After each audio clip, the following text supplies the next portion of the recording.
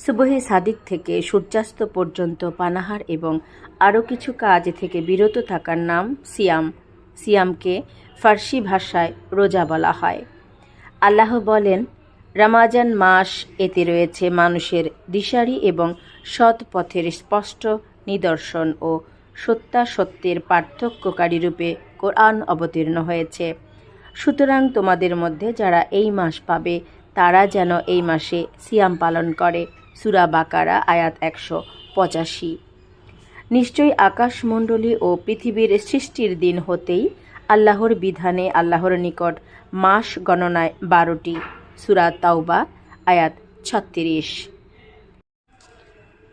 নিশ্চয়ই আমি কোরআন অবতীর্ণ করেছি মহিমান্বিত রাতে, আর মহিমান্বিত রাত সম্বন্ধে তুমি জানো কি? মহিমান্বিত রাত 1000 মাস অপেক্ষা শ্রেষ্ঠ। সে রাতে ফিরিস্তাগণ ও রূহ জিবরাইল আমিন অবতীর্ণ হন প্রত্যেক কাজে তাদের রবের অনুমতিক্রমে।